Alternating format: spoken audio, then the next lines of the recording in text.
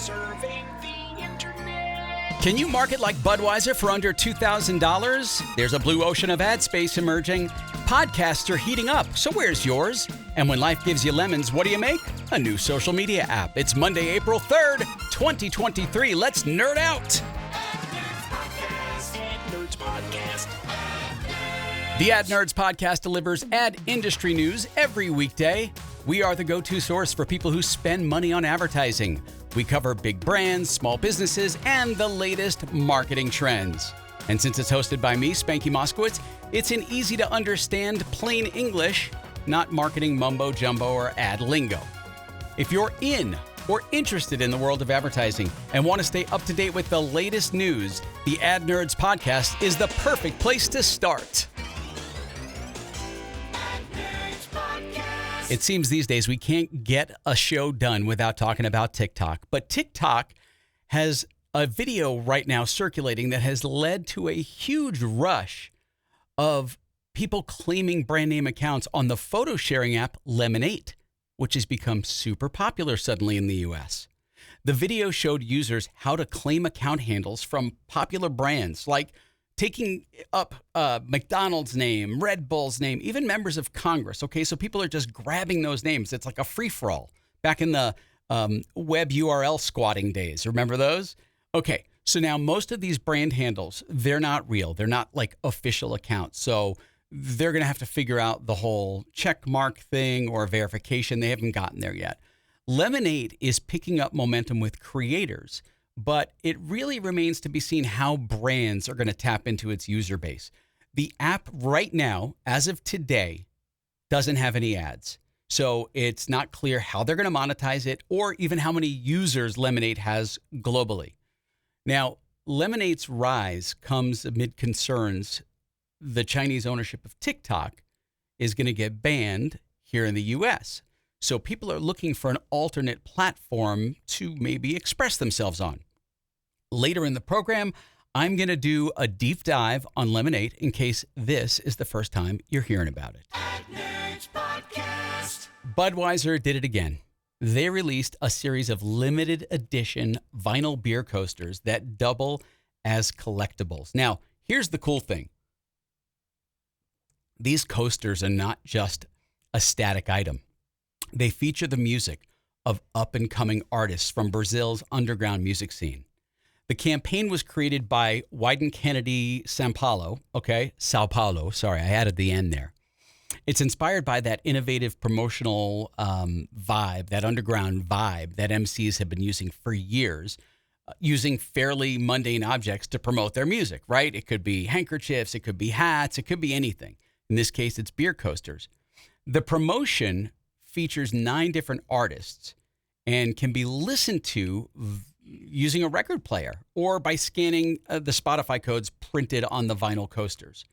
The coasters were offered to people who are attending Lollapalooza and distributed throughout bars. According to Felipe Ribeiro, Chief Creative Officer at Wyden Kennedy Sao Paulo, the Budweiser Coasters campaign has given a new role to the functionality of these pervasive beer coasters, which have been found in bars for like decades, right? Turning them into an essential stage for underground artists. The campaign goes beyond collectibles by featuring collaborations with artists, like different artists that have not worked together before, and social media takeovers, and of course, theme parties. Budweiser's initiative shows that even a mundane item like a coaster can become a powerful spotlight for a small business that's looking to support local talent and build that community engagement. Okay, so I know you're probably wondering, how do I do something like this that's super cool, but on a reasonable budget? How reasonable? Well, I said at the top of the show, under $2,000. A small business could create its own version of collectible coasters with local artists or musicians, right? All you have to do is collaborate with a local studio or record label, independent record label, to record and produce the music and then print the music and the business's logo right on the coaster, right? You're creating a small scaled version of this. The coasters could then be given out for free at local events, bars, or even your business if you want to drive foot traffic and awareness, right? The cost is kept under $2,000 by doing something very simple. You're printing small quantities of the coasters. So you're using local talent and resources, and then, of course, leveraging social media to promote the campaign. Additionally, you could also partner with local influencers or media outlets who can help you spread the word and generate buzz. Pretty cool. In less than a minute, I'm going to tell you about a fire sale opportunity for your small business advertising campaign. Stick around for that. The most nerdy. It's time for an Ad Nerds podcast. What can a kid teach you about spending $5 million? Watch a kid pack a great snowball. They squeeze out all the fluff. They pack it firm, tight, hard.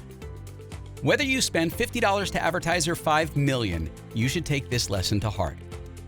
The sales message you want to deliver has to be packed firm, tight, hard.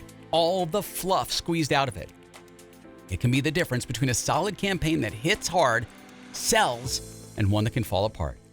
Get words that sells anything. Get words that sell anything. I can't even say the name of the course. The flagship copywriting course from Ad Zombies, and watch your words pack a punch. Go to learn.adzombies.com. Use promo code NERDS to save 20% on words that sell anything today. Ad Nerds podcast. Ad Nerds podcast. Twitter may be the new blue ocean for advertising, and if you're looking for low-priced ad opportunities, you might want to look at Twitter. I don't know if you've heard about this, but Twitter's seen a massive revenue drop. It's been all over the news. You've had to not be watching news to not hear this. Apparently, ever since Elon Musk took over the platform, they have been hemorrhaging advertisers left and right. I'm talking like big name companies like General Motors, General Mills, Audi. They've all paused their promotions on Twitter. And according to Bloomberg, the top advertisers on Twitter spent $71 million in ads from September to October of last year. But during the previous 2 months, that figure's dropped to 7.6 million. Now, for those of you like me without a math degree, or maybe you don't have a smartphone nearby, that's a nearly 90% decline and a massive hit to Twitter's revenue stream. And it's not just big companies that are pulling out. You know, those companies, there's more. Coca-Cola, Merck, Hilton Worldwide, AT&T, all of them, they've not returned to Twitter for advertising since February. Elon Musk himself said that Twitter's revenue has dropped by 50% since October. That number's wrong. It's much higher. And Twitter is now working with agencies to audit its advertising tools because it wants to assure marketers that their ads aren't running next to inappropriate posts, because that seems to be what's going on the platform now. But a lot of the damage has already been done. Advertisers have said that they have to deal with new account managers or salespeople because of Twitter's massive layoffs. So it killed their confidence and, the relationship they had basically built with their brand managers or account managers at Twitter over the years. But as I said at the start of the story, it's not all doom and gloom. Smaller advertisers are still spending on the platform, and this could be the perfect time for you to start running campaigns on Twitter as well. Now, the jury is definitely out on how the revenue drop is going to affect Twitter in the long run. But for now, it's a reminder that even the biggest flat platforms can face major challenges. And when challenges like this occur, it's the best time to shop for ad inventory. Can anyone say fire sale?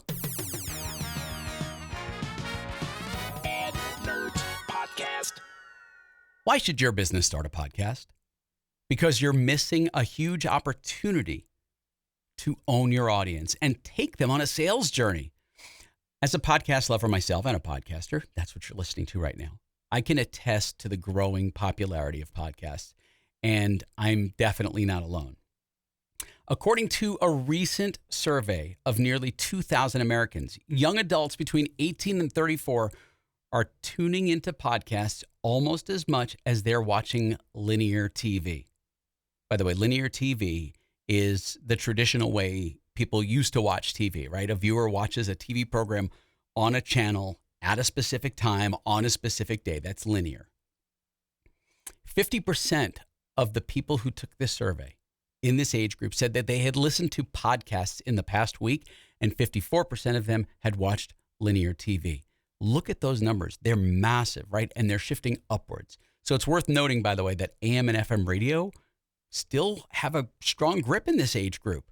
59% of survey takers said that they still listen to AM or FM radio, probably mostly FM though. However, as the age range goes up, so does the preference for traditional over podcasts. So like the older you get, the less you're really plugged into the newer tech, the newer way of doing things. So rather than bore you with stuff you're never going to remember, you can see all the survey data by clicking the link in the show notes today, okay? It's clear that podcasts are growing in popularity among young users, young listeners, and it'll be interesting to see how the trend continues to evolve over time. So I got a question for you, though. If you were doing a podcast for your business, not about selling what you do, but if you were doing a podcast, right? When I say for your business, what would you do? What would it be about?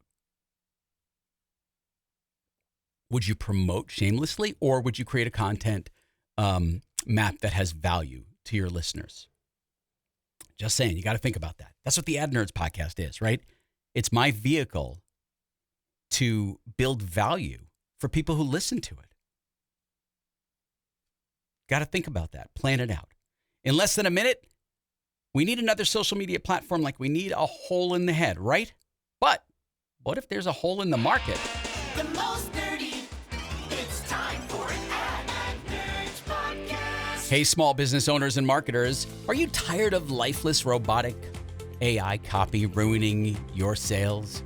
Yes, it's time for a reanimation, and Ad Zombies can help with how to train AI and engineering AI prompts, both available now at learn.adzombies.com.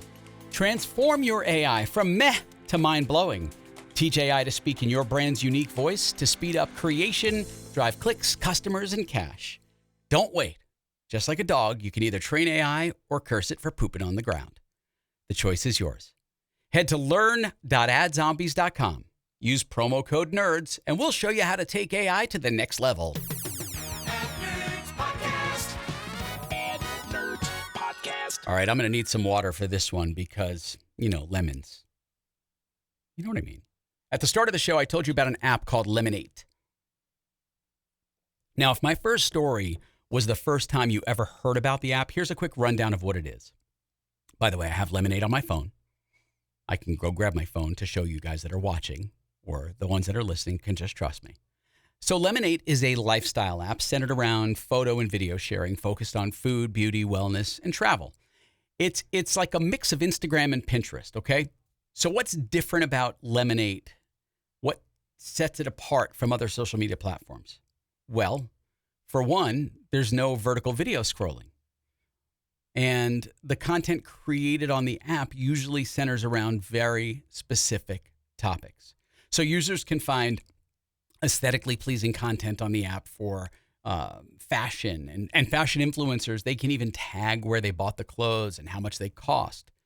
And influencers on Laminate can also link their TikTok and Instagram accounts, which help broaden their social media reach. So it's a little early in Laminate's life cycle to know how brands are going to tap into its growing popularity. It's possible that they could join the platform and take advantage of its influence, but a lot of brands don't have this platform on their radar yet. And the app is really gaining popularity. It started gaining popularity in Japan and Thailand, and now is finally picking up steam in the US with a huge recent surge of downloads. Now, of course, there's some controversy too, because Laminate is owned by the same company that owns TikTok, ByteDance. And with the U.S. government proposing legislation that would ban Chinese social media sites in the U.S., citing concerns and whatever, the future of Laminate is up in the air. But this show is not. That's it for the Ad Nerds podcast for Monday, April 3rd, 2023. Spanky out. Have a great day.